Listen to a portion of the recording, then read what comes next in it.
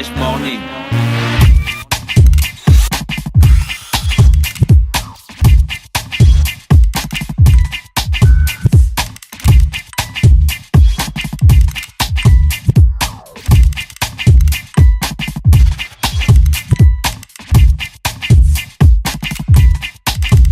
UrbanFM.fm.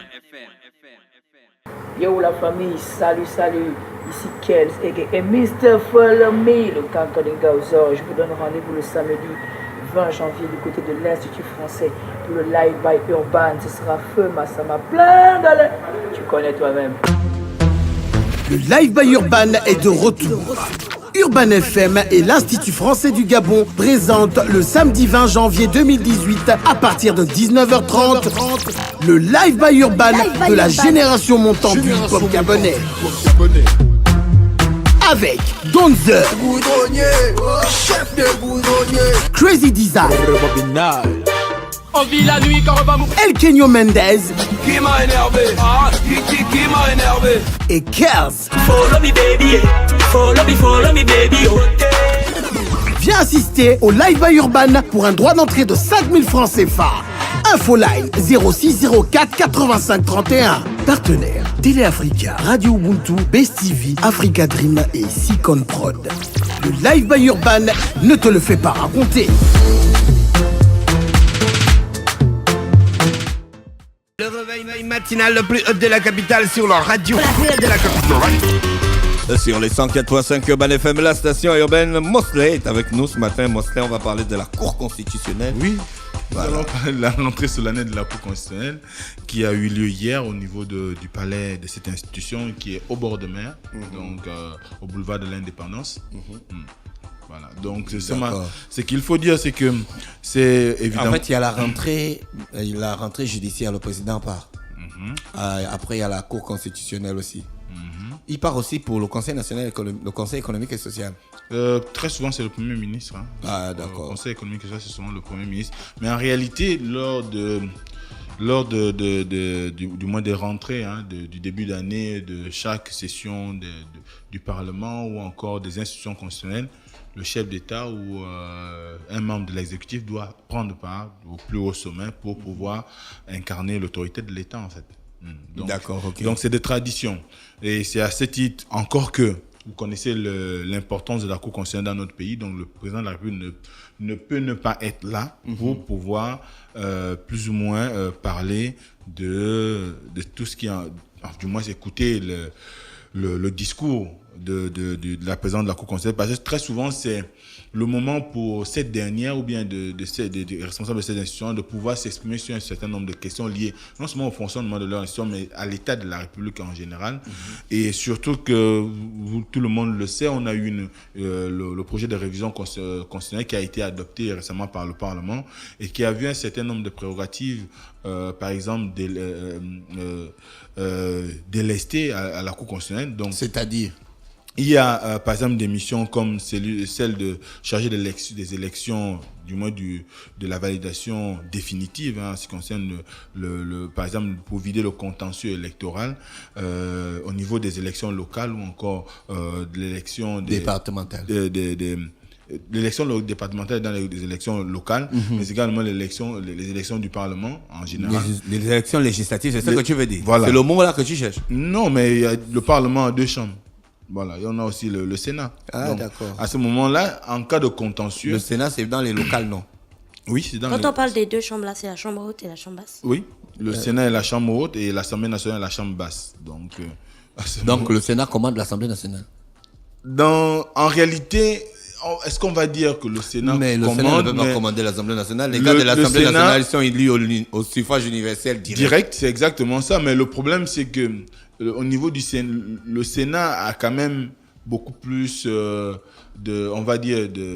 d'avantages sur le plan républicain, sur le plan de l'ordre républicain que l'Assemblée nationale, qui est en réalité la chambre de débat au niveau du Parlement, parce que c'est au niveau de l'Assemblée nationale qu'on discute des lois. C'est vrai qu'on en discute au Sénat, mais pas souvent comme à l'Assemblée nationale. À l'Assemblée nationale, très souvent, il y a beaucoup de matière parce que vous pouvez retrouver des colorations différentes. C'est vrai qu'au Sénat, vous allez aussi la voir, parce quand vous regardez même ce qui se passe, par exemple, dans les grandes démocraties, mais en dehors des États-Unis qui sont un cas particulier, mais quand vous regardez au niveau, par exemple, de la France, même quand il s'agit des lois, le débat politique ou encore sur la mise en place d'un certain nombre de lois est souvent très, très houleux au niveau de l'Assemblée nationale qu'au Sénat, parce que le Sénat, en réalité, ce n'est que des formalités pour pouvoir valider, on va dire, un texte législatif. Très souvent, le Sénat valide en première lecture, comme on le vit si bien chez nous, parce que il n'y a pas toujours cette contradiction qu'on voudrait bien, cette dynamisme, parce qu'aussi très souvent au niveau du Sénat, on retrouve souvent des gens d'un certain âge qui dépassent très souvent les 60 ans, 70 ans, dont ils sont moins enclins à l'effervescence, à la discussion continue. Donc, c'est des papas qui ne veulent pas trop le débat, quoi. Oui, eux, ils sont là juste pour parfois vérifier de la conformité d'un texte avant que la Cour constitutionnelle, par exemple, ne valide la loi qui pourrait être votée. Donc, à ce moment-là, on est dans cette tradition qui veut bien que le chef d'État assiste à toutes ces rentrées parlementaires, aussi bien parlementaires, judiciaires, que en rapport avec les institutions constitutionnelles. Et ce qui nous a le plus intéressé, nous, ce matin, c'est que on a eu un certain nombre d'articles dans le projet de loi constitutionnelle qui ont été plus ou moins remis soit au goût du jour ou encore qui ont été supprimés. Ça sous-entend qu'il y avait une volonté du législateur dans son ensemble de pouvoir plus ou moins faire en sorte que un certain nombre de questions puissent trouver des réponses liées aux besoins de l'évolution de notre société aujourd'hui. Donc, ce qui fait que la présidente de la Cour constitutionnelle est revenue notamment sur la question de la chaîne qui est chargée de l'organisation, par exemple, des élections dans notre pays. Vous savez que la CENAP va connaître une mutation, sinon avec l'adoption de la loi, va connaître de changements de dénomination. On ne parlera plus de CENAP, mais de Centre gabonais des élections. Donc, à ce moment-là, il est important qu'aujourd'hui, par exemple, on en vienne rapidement à procéder à la constitution des membres de son bureau, pour pouvoir faire en sorte que on puisse être dans les délais par rapport à l'organisation des élections législatives qui arrivent. Mais ce qui est le plus important, c'est que vous savez que de tradition dans notre pays, quand on parle d'élections, très souvent, beaucoup de personnes, aussi bien les acteurs politiques, la population et même le commun des mortels essayent parfois du moins s'inscrire souvent dans une logique qui fait qu'on ne prend pas souvent en compte les chaînes qui partent de l'organisation, de la décision de l'organisation, mais on va plutôt nous adresser à chaque fois à la Cour constitutionnelle. Et vous savez que s'il y a un des maillons de l'organisation des élections dans notre pays qui a toujours été indexé au moment des élections, c'est la Cour constitutionnelle. C'est pas la CENAP. Non, c'est la Cour constitutionnelle. On lui a toujours donné tout ce qu'on veut comme qualificatif, la tour de Pise, dirigée par la belle-mère, ainsi de suite, ainsi de suite, ainsi de suite. Donc, à ce moment-là, je crois que c'était l'occasion pour la présidente de la Cour constitutionnelle de revenir une nouvelle fois, parce qu'elle l'avait déjà fait par le passé, sur le besoin de tous ceux qui sont intervenants dans le processus électoral de pouvoir prendre sur eux la responsabilité de pleinement assumer leurs fonctions ou leur rôle dans ce processus. Aussi bien des électeurs, l'électeur a un droit, c'est celui d'aller faire valoir son vote. Les scrutateurs, qui sont les délégués de la CENAP dans les bureaux de vote, sont là pour veiller au bon fonctionnement, à la régularité du processus électoral dans le bureau de vote ou dans le centre de vote. Mais également, les membres de la CENAP doivent assumer leur fonction, qui est celui de la gestion de l'organisation des élections. Ensuite, le ministère de l'Intérieur, qui est le ministère de tutelle, doit pleinement jouer son rôle également dans la délibération. Parce que vous savez que quand il s'agit par exemple de la délibération des votes, on a en premier les présidents des bureaux de vote qui donnent les résultats. Ensuite, ils sont mis dans l'urne, amenés soit chez le sous-préfet ou chez le préfet de la circonscription. Et du préfet, on va chez le gouverneur qui donne les résultats provinciaux. Donc, à ce moment-là, le relais passe du gouverneur au ministre de l'Intérieur qui donne les résultats sur le plan national. Et en dernier ressort, c'est souvent la Cour constitutionnelle. Mais très souvent, dans la lecture que nous avons de ce processus-là, la faute revient toujours, si on peut dire ça comme cela, aussi bien dans la presse que dans les commentaires, à la Cour constitutionnelle, parce que c'est elle qui a la lourde mission de valider en définitive le processus électoral, aussi bien en ce qui concerne son fonctionnement, mais également par rapport à ceux qui auraient gagné l'élection. Et c'est elle aussi qui a, par le passé, eu la charge de vider le contentieux. Donc à ce moment-là, il y a quand même un besoin aujourd'hui que toutes les personnes qui sont chargées de l'organisation de l'élection puissent prendre sur eux la responsabilité qui est la leur. Faudrait pas qu'à chaque fois qu'il y a élection, à chaque fois qu'on est dans une situation où on doit aller aux urnes, les gens mettent d'abord l'accent sur le dernier pan. Donc, qu'on mette à l'index la Cour constitutionnelle. Or, elle ne fait que lire les résultats qui lui sont présentés. Elle ne fait que procéder à la vérification des procès-verbaux qui sont acheminés vers ces huissiers pour pouvoir valider ou invalider une élection. Donc, à ce moment-là, et je crois que c'est d'autant plus important que de plus en plus on comprenne que la Cour constitutionnelle n'est pas l'organisateur des élections. Elle n'en est même pas le superviseur. Le superviseur, c'est le ministère de l'Intérieur et la Sénat.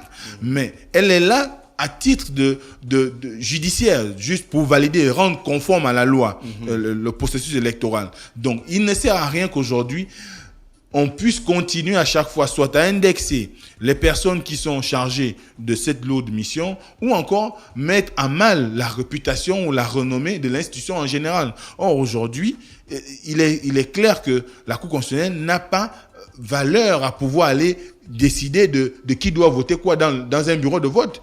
Donc, elle est là juste pour valider. Donc, elle a rappelé cela. Ensuite, il y a le besoin aujourd'hui que on revienne quand même sur un certain nombre de données. C'est vrai qu'elle a eu la validation sur le vote du projet de révision constitutionnelle, mais il pose quand même un problème au regard de la lecture qu'a eu les membres de la Cour constitutionnelle, c'est que désormais, ils auront un mandat de 9 ans et qui doit prendre fin à l'issue, qui n'est renouvelable, qu'une seule fois. Donc, à ce moment-là, après 9 ans, on procède au remplacement total des membres de la Cour. Or, pour Marie-Madeleine Morancho et les membres de son collège, ils estiment que désormais, ça va causer problème parce que quand vous changez toute une équipe, et ceux qui arrivent ne connaissent pas forcément les mécanismes de gestion de la Cour. Donc, il faut quand même au moins une personne ou un tiers des personnes qui étaient déjà là pour qu'ils puissent transmettre le flambeau, pour qu'ils puissent dire aux autres, voilà l'orientation qu'on donne à la Cour constitutionnelle. C'est vrai que vous connaissez souvent de façon théorique. Mais est-ce que les personnes qu'elle emmène là viennent d'un monde qui est extérieur au travail de la Cour? Ils savent déjà un petit peu ce qui se fait. Donc, c'est pas comme pas souvent. C'est pas comme si tu recrutais quelqu'un dans une entreprise privée qui sort par exemple d'une école et qui débarque et qui découvre les choses. Pas souvent. Pas souvent parce que vous savez que dans notre pays, il y a la procédure de nomination des membres de la Cour constitutionnelle. On nous dit que le président de la République doit nommer 3 personnes, dont le président. Le président de l'Assemblée nationale doit nommer 3 personnes. Et le président du Sénat doit également nommer 3 personnes. Il ne s'agit pas forcément des personnes qui sont dans le droit. Il peut s'agir de quelqu'un qui a une grande expérience de la gestion de l'administration publique, qui est un haut fonctionnaire de l'État, un grand commis de l'État, qui a fait valoir ses compétences, mais également qui a une réputation qui ne souffre pas de discussion, donc qui ne fait pas l'objet de contestation. Donc à ce moment-là, vous voyez bien que on peut avoir des gens qui connaissent... Donc il y a certains membres de la Cour constitutionnelle qui ont été nommés par Guy Djoubadama. Oui. Sakamaroun. Bien sûr. Qu'est-ce qui se passe? Bien sûr, en tant que président de l'Assemblée nationale, il a eu la possibilité de nommer 3 membres de la Cour constitutionnelle durant tout son mandat à la tête de cette institution. Donc, à ce moment-là, ça sous-entend que s'il y a eu renouvellement, il y a quand même... Est-ce qu'il y a déjà eu renouvellement? Oui, oui. Ah bon? Oui. Il y a beaucoup de gens qui sont passés par la Cour constitutionnelle. Ils ne sont pas nommés à vie? Non. Au Gabon, les membres de la Cour constitutionnelle ne sont pas nommés à vie. C'est peut-être là où ça pose quand même problème parce que depuis la création en 1991 de cette institution, on voit bien qu'on n'a qu'une seule présidente. Donc les gens pensent que comme il n'y a que Marie-Madeleine... Dans la majorité des pays, ils sont nommés à vie. Hein. Oui, la plupart, surtout les grandes démocraties. Donc, comme au niveau de notre pays, on constate que Marie-Madeleine Boranchou est là depuis pratiquement la création et qu'elle en est la tête de proue, mais malheureusement, ils ne savent pas que les autres membres qui sont autour font souvent l'objet de remplacement. Donc, à ce moment-là, c'est ce qui fait penser à certains que, au niveau de la Cour constitutionnelle, les personnes sont inamovibles. Non, si on vous dit par exemple que Maître Séraphin Dao était membre de la Cour constitutionnelle au début de la création. Non. Ben, bien sûr, il était membre de la Cour constitutionnelle. Il y a un que Tanjoko, il est toujours vivant. Je sais pas. Tanjoko, non, il est décédé, non? C'est possible, il faut vérifier. Je sais pas. Donc, à ce moment-là, vous voyez qu'il y a eu une certaine rotation, mais remplacer totalement les membres de la Cour constitutionnelle, ça va quand même causer des petits couacs, ça va quand même causer des petits soucis parce que il y a une chose est de connaître l'aspect théorique de la chose.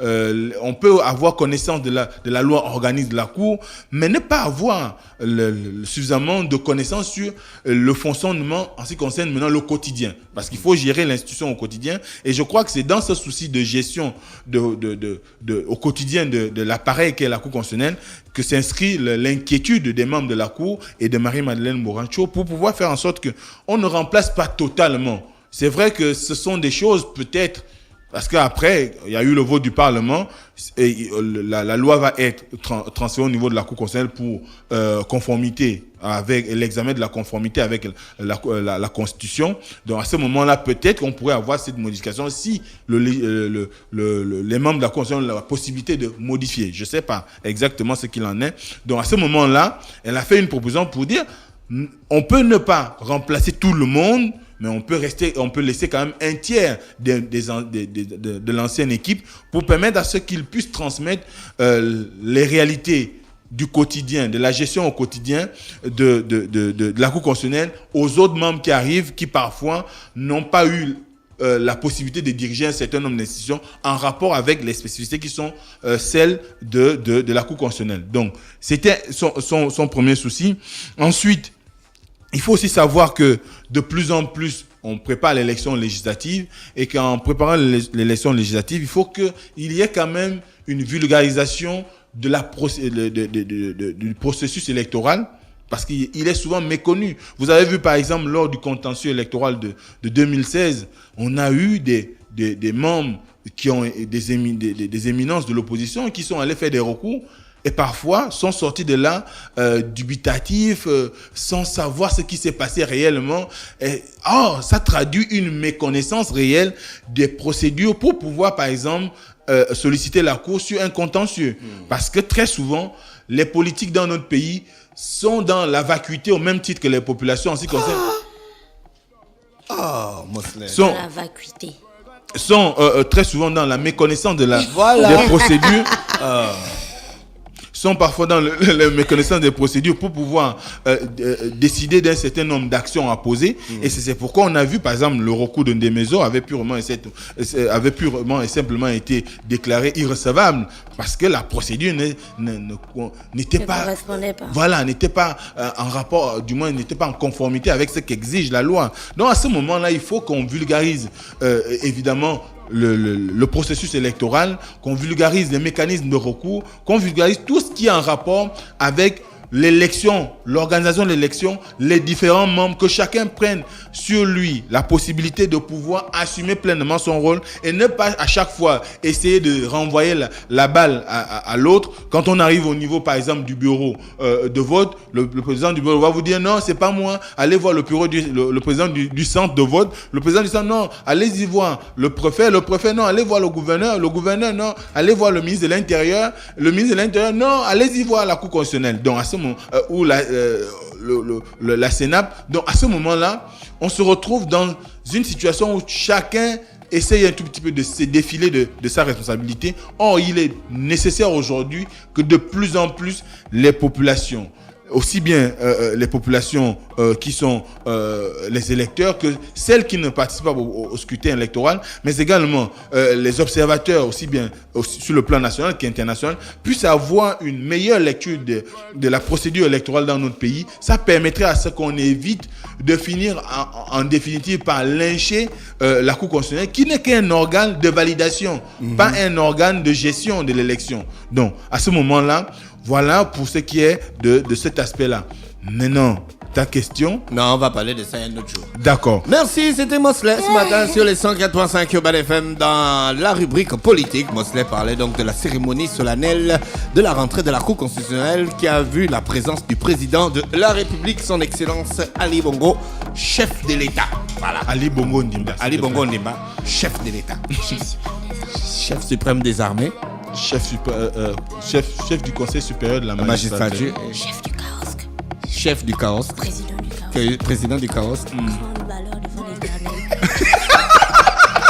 Grand défenseur des valeurs humaines. Voilà. D'après le président de l'Assemblée nationale. Grand bâtisseur. Grand défenseur du sport. Grand défenseur du sport. Avocat des femmes.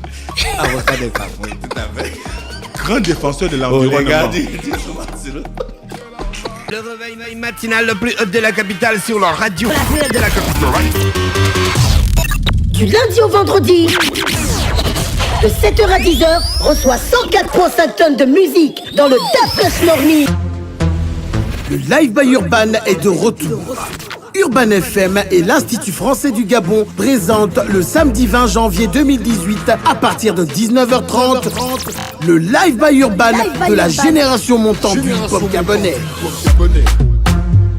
Avec Donzer, chef de boudronnier, Crazy Design, on vit la nuit quand on va mourir. El Kenyo Mendez, Qui m'a énervé, qui m'a énervé. et Kers. Follow me baby, Viens assister au Live by Urban pour un droit d'entrée de 5000 francs CFA. Infoline 0604 85 31. Partenaires Télé Africa, Radio Ubuntu, Best TV, Africa Dream et Sicon Prod. Le Live by Urban ne te le fait pas raconter.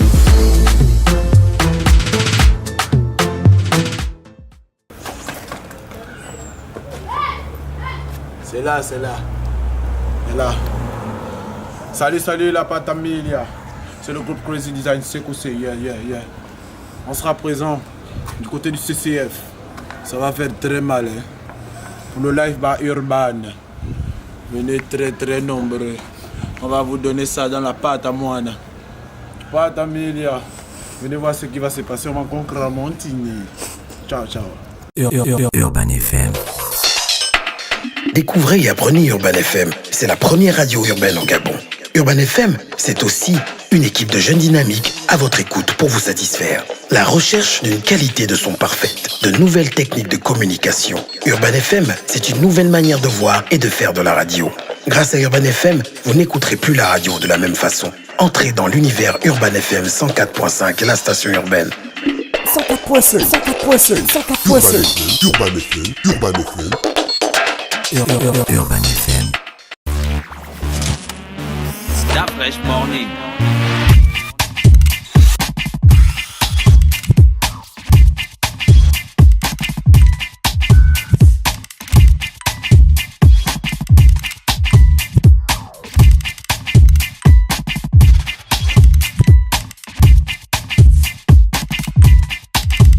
UrbanFM.fm